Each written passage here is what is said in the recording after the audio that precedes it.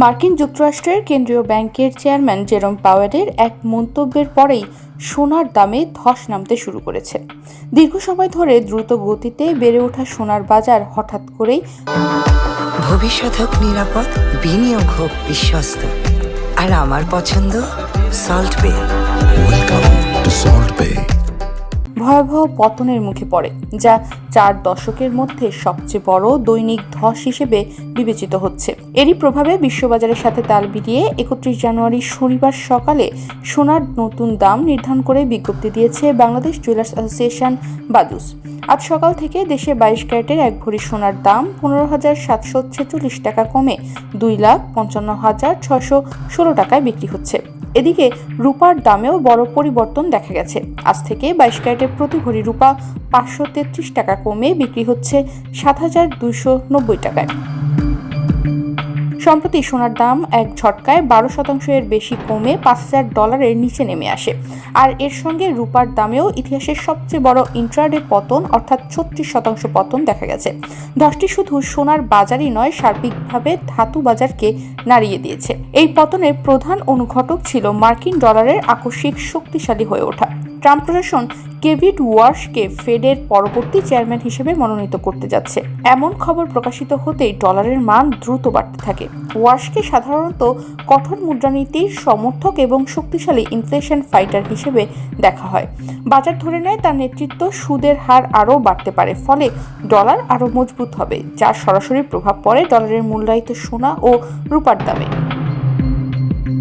নতুন মূল্য অনুযায়ী আজ থেকে দেশের বাজারে প্রতি ভরি 22 ক্যারেটের স্বর্ণ বিক্রি হবে 2,55,616 টাকায়। এছাড়া 21 ক্যারেটের প্রতি ভরি সোনার দাম 2,44,011 টাকা, 18 ক্যারেটের প্রতি ভরি সোনার দাম 2,09,136 টাকা, আর সনাতন পদ্ধতির প্রতি ভরি সোনার দাম 1,71,869 টাকা নির্ধারণ করা হয়েছে। গত কয়েক বছর ধরে বলতে গেলে ধারাবাহিকভাবেই বেড়েছে সোনার দাম। তবে 2026 সালের শুরুতে দেশের বাজারে 22 ক্যারেটের প্রতি ভরি সোনা 2,24,182 টাকায় বিক্রি শুরু হয়। 2026 সালে 1 জানুয়ারি থেকে এই পর্যন্ত বাংলাদেশে সোনার দাম মোট 18 বার সমন্বয় করা হয়েছে। এর মধ্যে সোনার দাম বাড়ানো হয়েছে 12 বার এবং কমানো হয়েছে 6 বার। নতুন বছরের প্রথম 31 দিনে দেশে সোনার দাম বেড়েছে 31,434 টাকা। 31 জানুয়ারি শনিবার সোনার নতুন দাম নির্ধারণ করে বিজ্ঞপ্তি দিয়েছে বাজুস। এতে বলা হয়, স্থানীয় বাজারে তেজাবি স্বর্ণ বা পিওর গোল্ডের দাম কমেছে। এ কারণে সোনার দাম সমন্বয়ের সিদ্ধান্ত নিয়েছে বাজুস। সেই সঙ্গে সরকার নির্ধারিত 5% ভ্যাট ও বাজুস নির্ধারিত ন্যূনতম 6% মজুরি যুক্ত হবে। আবার গহনার ডিজাইন ও মানভেদে মজুরিতে তারতম্য হতে পারে। সাধারণ ক্রেতাদের জন্য এটি তুলনামূলকভাবে স্বস্তির খবর হয়ে এসেছে। সোনার দাম কমলে বিশেষ করে বিয়ে বা উৎসবের মৌসুমে ক্রেতারা কিছুটা সুবিধা পান এবং অলংকার কেনার প্রবণতা বাড়তে থাকে। তবে ব্যক্তিগত চাহিদার ক্ষেত্রে এই সুবিধা সীমিত হবে, কারণ স্থানীয় বাজারে দামের সমন্বয় আন্তর্জাতিক পতনের তুলনায় ধীর এবং ছোট পরিসরে হয়। বাংলাদেশ ব্যাংকের রিজার্ভে সোনার পরিমাণ তুলনামূলকভাবে কম হওয়ায় আন্তর্জাতিক দামের পতনে রিজার্ভে বড় ধরনের নেতিবাচক প্রভাব পড়ার আশঙ্কা নেই।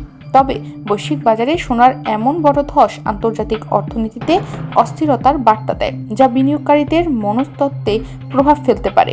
এর প্রভাব বাংলাদেশেও কিছুটা অনুভূত হতে পারে। সব মিলিয়ে বিশ্ববাজারে সোনার দামের পতনের প্রভাব বাংলাদেশে পড়বে মূলত সীমিত মাত্রায়। দামের কিছুটা কমতি ক্রেতাদের জন্য সুসংবাদ হলেও আমদানি ব্যয়, ডলারের উচ্চ মূল্য ও অভ্যন্তরীণ নীতিমালার কারণে এই প্রভাব তেমন বড় পরিসরে বিস্তৃত হবে না। তনিমা রহমান, বাংলাদেশ প্রতিদিন।